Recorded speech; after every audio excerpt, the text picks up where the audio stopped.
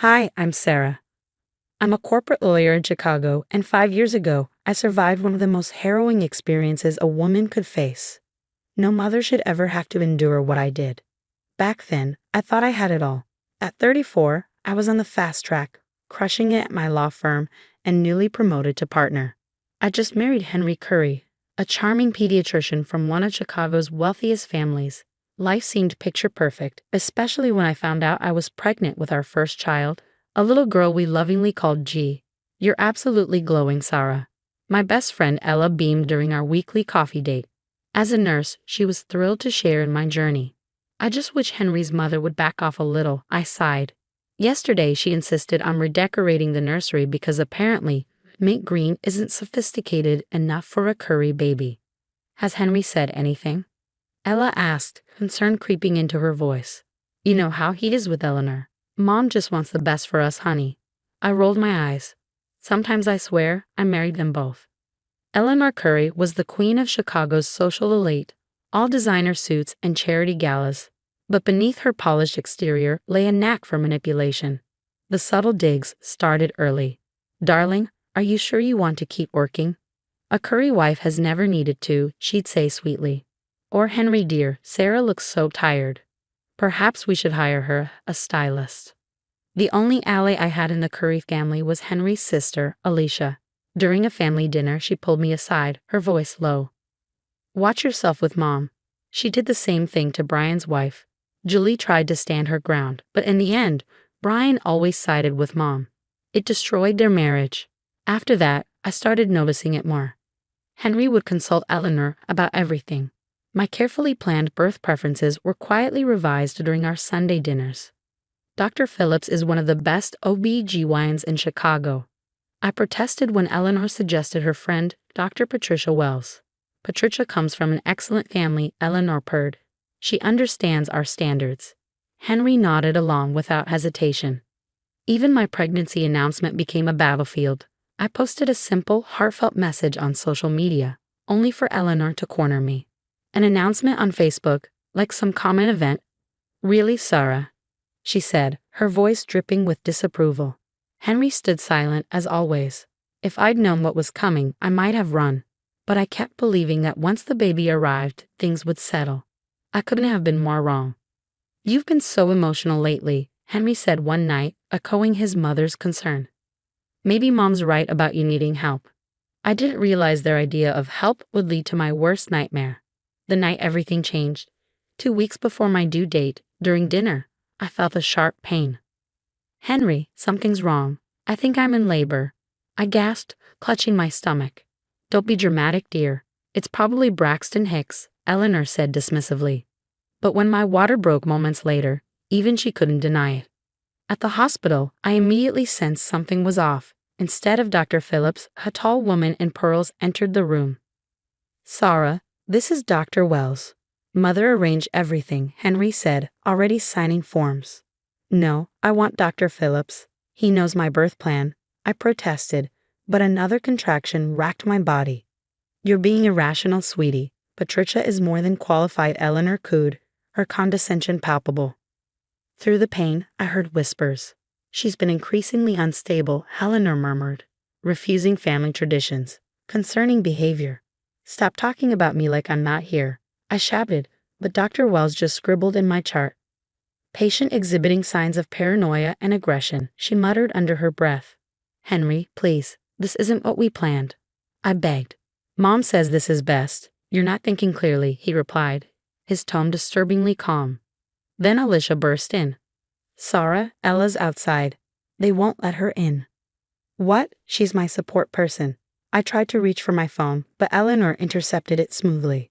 "You don't need outside interference, dear. Family only." "I think we need to calm her down," Dr. Wells said, preparing a syringe. "No, I don't want to be sedated. I want to be present for my baby's birth." "It's for your own good," Henry said, holding my arm as I struggled. "You can't do this. I don't consent." I screamed, but my voice was ignored.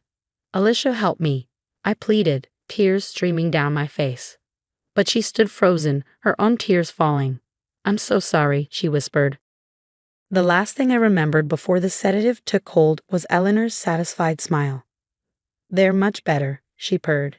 "Now we can proceed properly." I drifted in and out of consciousness, catching fragmented conversations. "Such difficult behavior," one voice murmured. "Thank goodness we intervened," another chimed in. "The Curry name must be protected." When I finally stirred, a nurse was placing my daughter into Eleanor's arms. "Welcome to the world, little Gia Curry," Eleanor cooed. "Grandma will make sure you're raised properly." Through the haze, I saw Henry beaming at his mother, oblivious to me. My limbs felt leaden, and my voice was trapped in my throat. Then I noticed Alicia. Her hand slipped into her purse, retrieving something. Papers from my medical chart. Before I could process it, the darkness swallowed me again. That day, I lost more than my birth experience. I lost any illusion that Henry would ever choose me over his mother. But what Eleanor and Henry didn't realize was that their betrayal had awakened something in me, a resolve that would eventually bring their entire empire crashing down. The weeks after Gia's birth were a blur of postpartum depression and relentless surveillance. Eleanor practically moved in, criticizing my every move. "You're holding her wrong, Sarah. Honestly, haven't you read any parenting books?" Henry, as always, nodded along. But beneath my surface of submission, I was planning. "You need to see these," Alicia whispered one afternoon, sliding copies of my medical records across the table. My hands trembled as I read. The charts were falsified. Notes about my supposed aggressive behavior were time-stamped before I even arrived at the hospital. "They documented this in advance," I said, horrified. Ella texted later that night. "Dr. Wells has 3 pending medical board investigations for similar incidents. She's Eleanor's go-to for difficult situations." I started recording. During one of Eleanor's lavish dinner parties, I left my phone in my purse, set to capture everything. Sarah was completely out of control, Eleanor bragged. Thankfully, Patricia knew exactly what to do. Can't have a Curry baby born to some hysterical woman making a scene, just like that dreadful Catherine girl Henry dated in med school. Another voice chimed in. "Oh yes, she needed similar management." Thankfully, she left before things got too serious. That was my next lead. I found Catherine on LinkedIn, now a successful surgeon in Boston. Her reply to my message was immediate.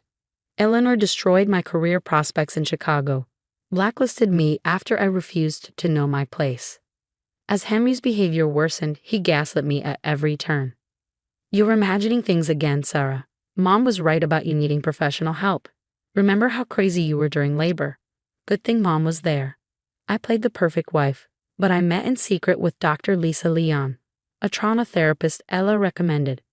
"Document everything," she advised. "Dates, times, witnesses. Build your case carefully." Sam Torres, my law school friend, reviewed the growing pile of evidence. "This is serious. Medical fraud, coercion, personal injury," he said, "but going legal could backfire. We need something airtight." Eleanor's home office became my next target. During one of her garden club meetings, I slipped inside and found what I needed. A locked drawer filled with documentation of her calculated destruction of Julie, Brian's ex-wife. Falsified medical records, reports of stress-induced injuries, even photos of bruises. "She keeps trophies," I whispered to Sam over the phone. "Careful," he warned. "Eleanor has powerful friends. One wrong move, and they'll crush you." I recorded Henry's drunken confession late one night. "Mom always knows best," he slurred. "She fixed things with Catherine too. You should be grateful." Every piece of evidence went into a secure cloud drive. Eleanor's bragging, Henry's confessions, Dr. Wells's falsified records, Julie's photos, Catherine's statement. "We're almost ready," Sam confirmed. One final push. I looked at Gia, sleeping peacefully. Eleanor was already planning her future, best schools, proper friends, a suitable marriage. "Not my daughter," I whispered. "You won't destroy her too." Gia's first birthday was the perfect cover. While Eleanor orchestrated a grand society party, I executed my escape. Everything I needed was already moved to a new apartment. When Henry left for his shift, I took Gia and disappeared. As Eleanor's guests arrived, Henry received a text. "Your mother won't be attending the party. Check your email." I sent the evidence to him, Eleanor, and their closest allies. Alicia had already submitted an anonymous tip to the medical board about Dr. Wells. Within hours, investigators seized her records. "Did you hear?" The whispers spread like wildfire. Dr. Wells is under investigation for medical fraud. Apparently, she was sedating women against their will. Eleanor Curry's involved.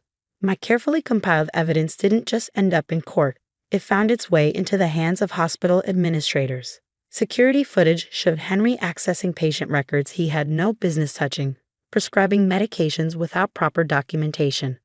Dr. Curry, we need to discuss some irregularities in your practice, his chief of medicine said, the words carrying the weight of impending ruin.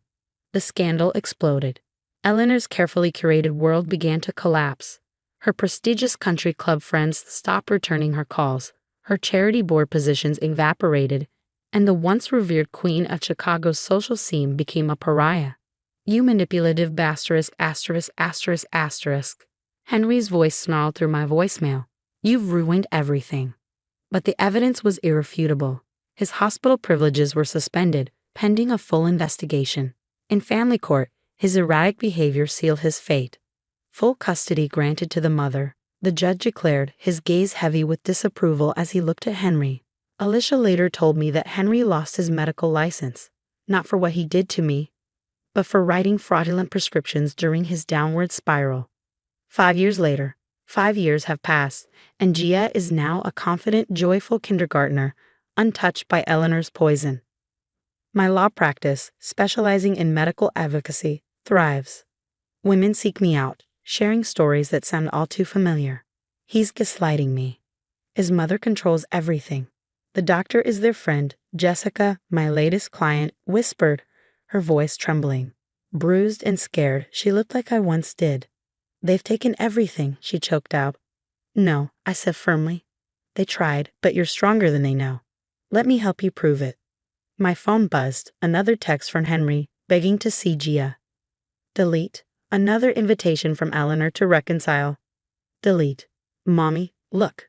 Gia ran up, holding a drawing of 2 stick figures. It's us. No manipulative grandmother. No weak father. No toxic legacy. Just us. Perfect. I smiled. That's exactly who we are. The Curry name meant nothing now. Eleanor's empire was dust. Henry lost everything he valued. But Gia and I, we were thriving. I turned back to Jessica, ready to fight back. Her shoulders straightened, eyes hardening with determination. Ready. I opened my laptop, thinking of the countless women still trapped in similar situations. This wasn't just about revenge anymore. It was about breaking the cycle, one case at a time. A question for you. This story was an experiment in exploring the dark realities of medical abuse and family betrayal. Now, I have a few questions for you.